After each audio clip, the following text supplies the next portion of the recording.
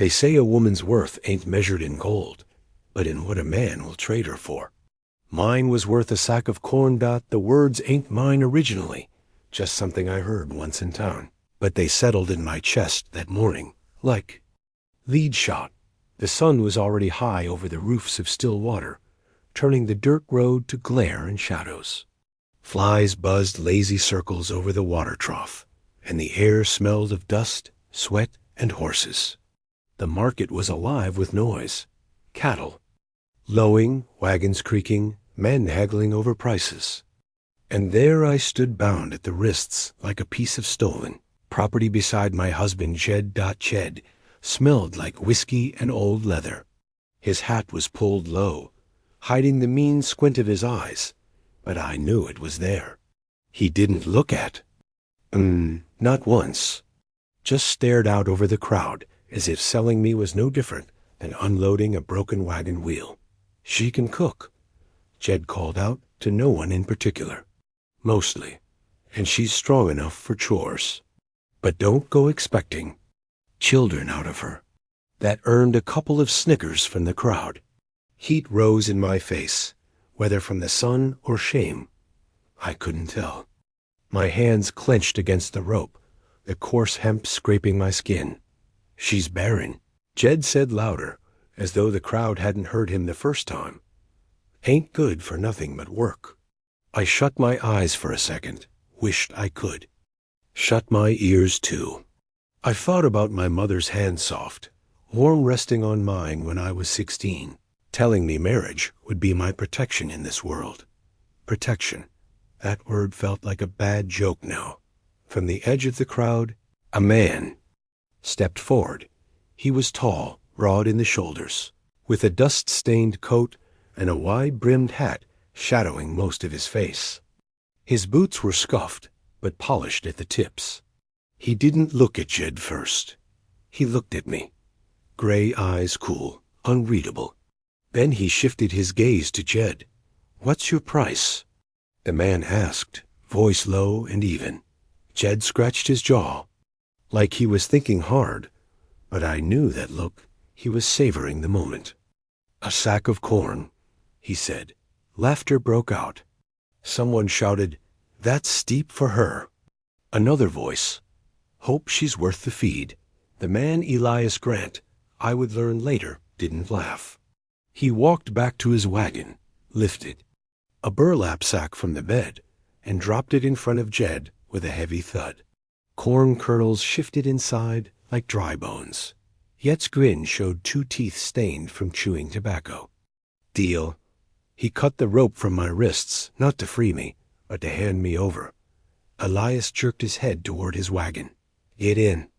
I hesitated, not because I thought staying would be better. Jed had made sure I knew my place, but because this stranger was unreadable. Yet's cruelty, I understood. But a silent man? That was harder to brace for. Jed leaned in close enough that I could smell the sour whiskey on his breath. "You're his problem now." I climbed onto the wagon. Elias took the reins without another word. The ride out of Stillwater was long, the heat settling heavy on my shoulders. The wagon creaked over ruts and rocks, and the leather reins squeaked in Elias's hands. He didn't look at me. He didn't speak. When he did offer something, it was the canteen at his side. "Water," he said simply. I took it, drank, handed it back without meeting his eyes. My throat burned with the taste of metal and dust, but the cool water felt like salvation in the dry heat. We passed stretches of prairie grass, the blades swaying in a faint breeze, and groves of mesquite trees throwing shadows over jackrabbits that darted for cover. Somewhere far off, a hawk cried. I tried not to think about Jed, but the memories came anyway, uninvited. The day we married, I'd been 17 and hopeful. Jed was 23, full of promises and easy smiles. By the end of our first year, I'd miscarried twice. He'd stopped smiling after that, started drinking more, stopped calling me Anna May, and started calling me useless. Every year after, the gap between us grew wider, until it was nothing but dust and silence. Elias's ranch came into view just as the sun began to lean westward. It wasn't much fence line sagging, the barn in need of fresh boards, a handful of horses grazing in the paddock with ribs showing. The house was small but sturdy, its wood weathered gray by years of sun and wind. Elias climbed down from the wagon, unhitched the team, and carried the sack of corn inside as though I wasn't even there. When he came back, he handed me a tin plate piled with stew. "You can sleep in the room at the end of the hall," he said. "If you're gone by dawn, fine. If you're still here, you work." I nodded. The stew was rich with onions and carrots.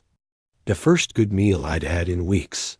That night, lying on a narrow bed with a thin quilt pulled to my chin, I stared at the ceiling. The boards creaked in the wind. Somewhere outside, coyotes yipped, their voices rising in the dark.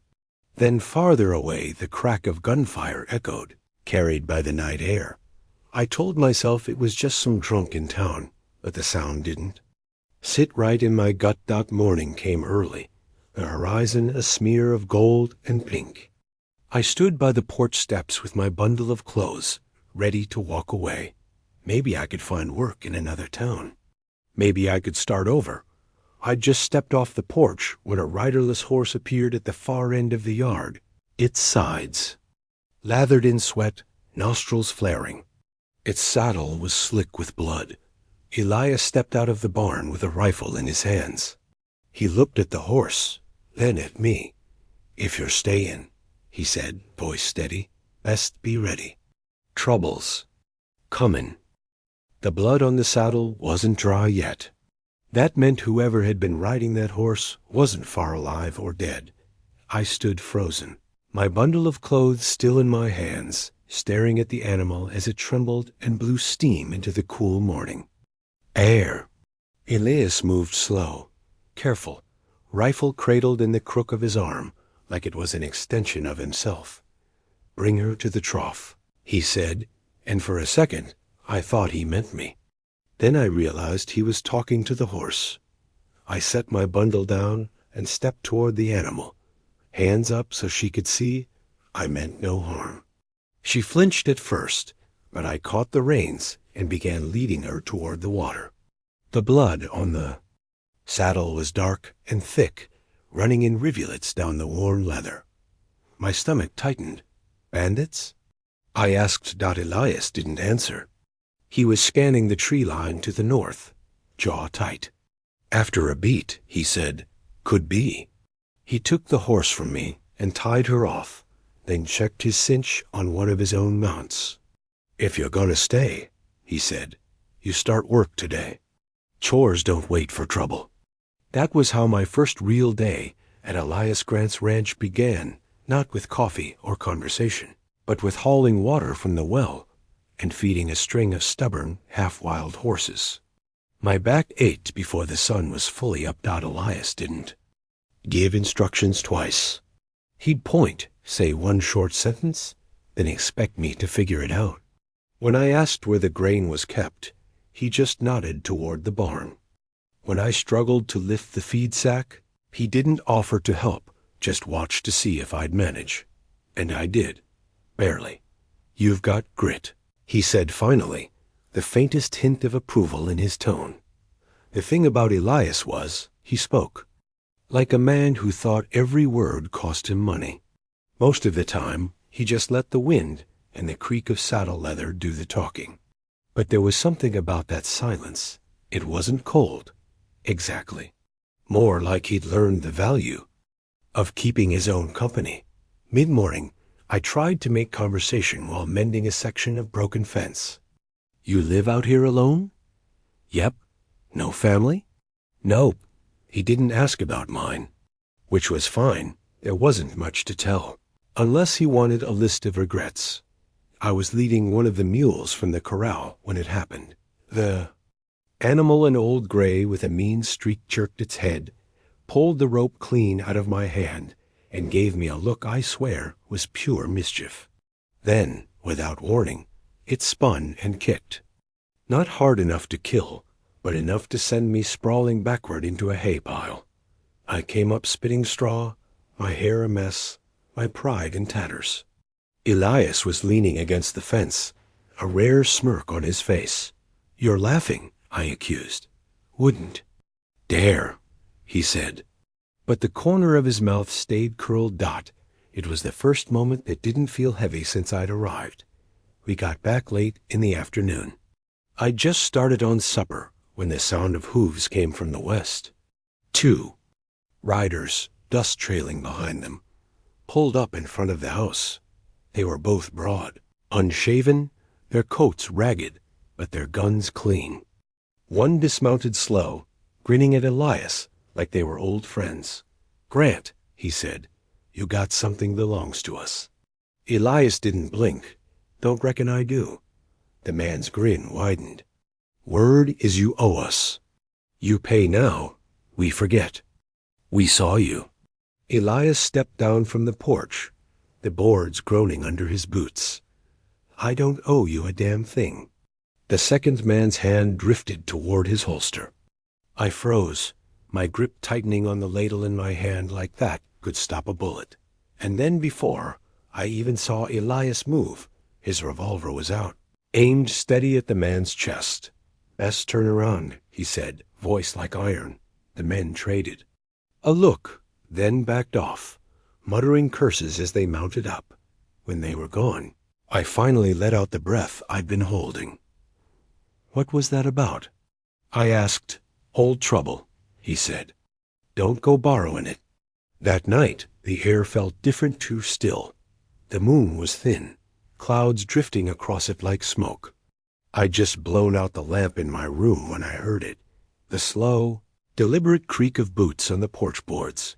I sat up, heart pounding. A shadow moved past my window, tall and narrow.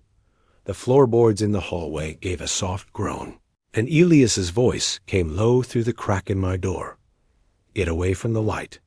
I slid off the bed and pressed myself against the far wall. Breath shallow. The sound of boots came again, closer now. Then the faint rasp of metal, someone checking a gun. Elias's shadow shifted as he stepped into the front room. There was a pause, then the click of a hammer being drawn back. Outside? The boots stopped. The boots stopped just outside the door. Silence settled over the room so thick I could hear my own breathing. Elias didn't move. Rifle steady, shoulders square. The man outside shifted his weight boards, gave a slow, complaining creak, and then came the sound of something dropping heavy onto the porch. "Thought you'd be gone by now." "Grant," a voice drawled. Low, mean. It carried that lazy confidence of a man who'd done a lot of killing and figured he was good at it. "Your thinking's never been sharp," Elias said back, calm as a man ordering coffee. I was still against the wall, every muscle strung tight. My fingers itched to grab anything useful, but all I had within reach was the oil lamp. The voice outside chuckled. "McCaw wants a word." "Tell him he can send a letter," Elias replied. The answer must have hit a nerve because the next sound was sudden and sharp, boots moving fast, and then bang! The shot blasted through the front window, glass spraying across the floor. Elias dropped low, firing back through the opening. Wood splintered. A curse rang out. Then the pounding of boots retreating into the dark. I thought that was the end of it. At WASN single quotes T. Minutes later, the sound of more hooves came, this time more than 2. 6, maybe 8 riders, fanning out around the house. The air turned hot with the smell of gunpowder. Elias's voice cut through the chaos. "Barnloft, get the shotgun." I didn't stop to think. I sprinted out the back door, boots pounding dirt, the wind biting my face. Bullets cracked past. Me kicking up splinters from the barn wall. My heart thudded so hard I could feel it in my teeth. Inside the barn, I scrambled up the ladder to the loft, found the shotgun hanging on a peg. My hands shook so bad I nearly dropped it. I'd fired one before once, but never at a man. Elias was outside now, moving like he'd been born in a fight, every shot deliberate, every step calculated. 2 riders went down hard, horses bolting and panicked. Then I saw him, one outlaw, creeping along the side of the barn toward Elias's blind spot. My chest clenched. My choices were simple: watch him kill Elias, or stop him myself. I lifted the shotgun, aimed. My breath felt too loud in my own ears. Bang! The man folded like a sack of grain, dropping into the dust. The world went quiet except for the ringing in my ears. My knees gave out, and I sank into the hay, the shotgun slipping from my grip. When I finally climbed down, Elias was standing over the last of the outlaws, who'd fled into the night. 2 lay still in the dirt. The rest had run. I barely made it around the side of the barn before vomited. Elias found me there, crouched over, shaking. He didn't say anything at first, just handed me a canteen. When I wiped my mouth and looked up, his eyes were steady on mine. "You did what you had to," he said quietly. "Don't apologize for it." I swallowed hard. I know, he said. And that was enough. We spent the rest of the night patching bullet holes and calming the horses, the adrenaline wearing off into bone-deep exhaustion. Somewhere between fixing the front window and cleaning the rifle, I noticed Elias had a cut across his cheek, blood drying along the edge. "Sit," I told him. He gave me a look, half amused, half skeptical, but he sat. I found a needle and thread in a tin box and went to work. "You done this before?" he asked. "On dresses," I said. "Skin's not much different." His mouth twitched, maybe a smile, maybe not. "Hurts more." I kept my hands steady, but inside I was trembling again, not from fear this time, but from the strange quiet. Between us, it wasn't the empty silence of strangers. It felt companionable. When I finished, I said, "You could have sent me away." After Jed sold me, Elias met my eyes for a long moment. "You're here now." It was the closest thing to an answer I'd get.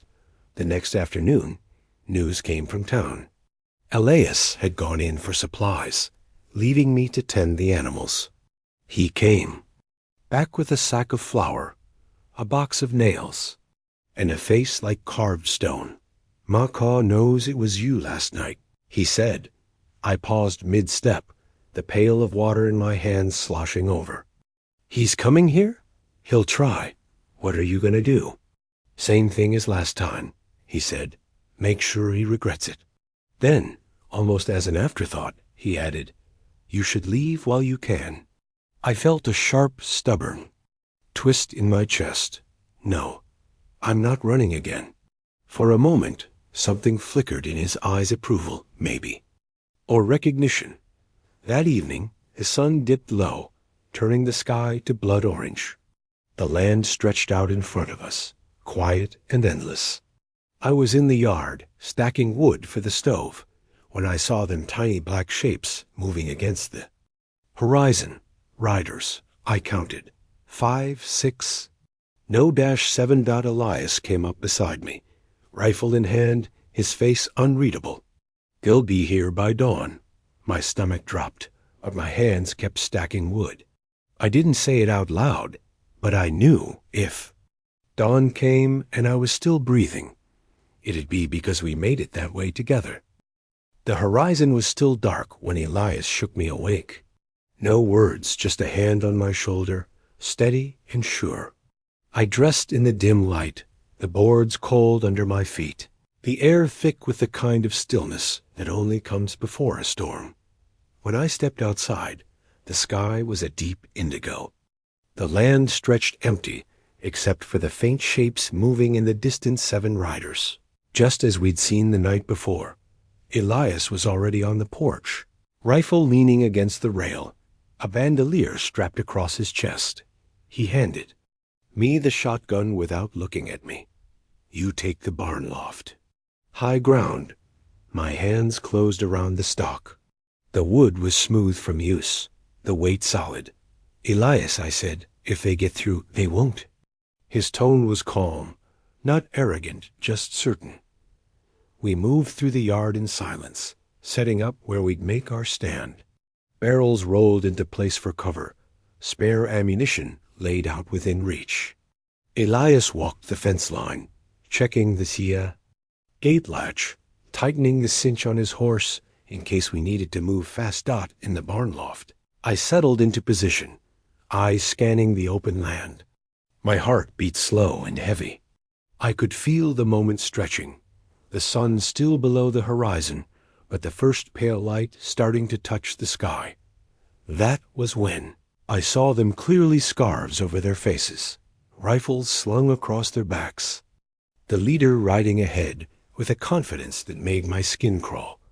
Macaw. They didn't charge right away. They circled wide, testing the fences, shouting taunts. "Come on out, Grant." Macaw's voice carried across the yard. "You and that pretty thing you've got hidden there." My grip tightened on the shotgun. I thought of Yet's voice saying almost the same words, but crueler. The difference was, this time, I wasn't bound and helpless. The first shot came. From Elias, clean and precise. One of Macaw's men toppled from his saddle before his rifle even cleared the holster. Chaos exploded. Hooves thundered, gunfire cracked, dust rose in choking clouds. I sighted down the barrel and fired. The recoil punched my shoulder, but the shot found its mark. It wasn't like the night before. This was open daylight, and they came hard from every side. Bullets chewed into the barn walls. Splinters stung my face. I reloaded, fired again, ducked as a shot tore through the loft just inches from my head. Below, Elias moved like water, never still, always in cover, his rifle never missing. 2 more of Macaw's men fell, but they kept coming. One broke from the group, galloping straight for the barn door. I waited until he was almost under me, then leaned out and fired down at him. The blast knocked him from the saddle, his horse skidding to a stop in the dirt. The fight felt endless, but in truth, it couldn't have been more than 10 minutes before it happened. Elias stepped from behind the water trough to take a shot, and I saw it, the flash of a barrel from the far side of the yard, the puff of smoke. Elias staggered, dropped to one knee. Blood bloomed dark against his shirt. Something inside me broke. Loose, I scrambled down the ladder, shotgun in hand, and ran to him. Bullets hissed past us, close enough to hear the snap of air they cut through. "Stay down," I told him, shoving the shotgun into his hands while I grabbed his rifle. "You," he started, but I cut him off. "I'm not leaving you." I don't know if it was rage or fear or something deeper, but I moved without thinking. I found cover behind the fence post, sighted Macaw himself, and squeezed the trigger. He jerked in the saddle, clutched his shoulder, and swore loud enough for me to hear. The sight of their leader wounded broke something in his men's nerve. 2 turned and bolted. Another tried to circle around, but caught a shot from Elias that put him in the dirt. Within moments, the yard was empty, but for the dust and the bodies left behind. The sound of retreating hoofbeats faded into the distance. I dropped the rifle and went to Elias. The wound was high in his side, bleeding, but not pouring. He grimaced as I helped him toward the porch. "Hurts worse than it looks," he muttered. "That's supposed to make me feel better?" I shot back, but my voice cracked. We got him inside, cleaned the wound, and wrapped it tight. He didn't complain once, not when I poured whiskey over it, not when I tied the bandage so snug it must have felt like a vice. When it was done, he leaned back, pale but breathing steady. "You fight mean," he said. "Had a good teacher." I replied. Later, when the sun was high and the yard was quiet again, I found him sitting on the porch, a cup of coffee in his hand. I joined him, settling into the chair beside his. He didn't look at me when he spoke. I had a family once. Wife, little girl. Lost them both in a raid like this. I swore I'd never let anyone get close enough to lose again. I stayed quiet.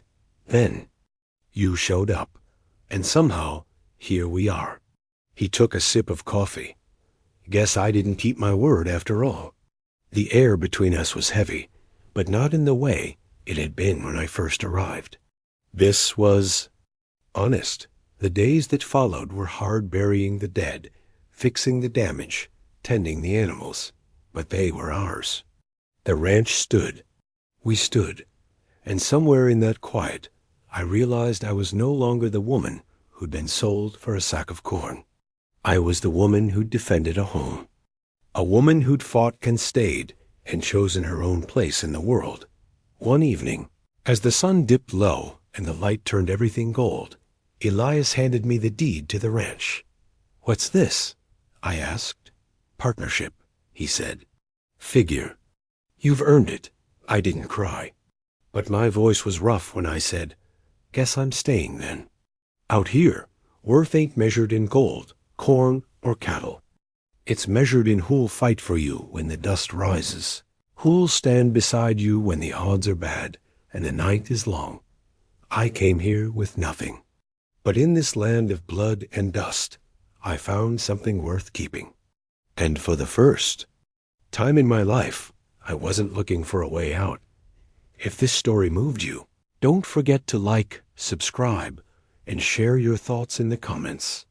Out here, every story deserves to be told.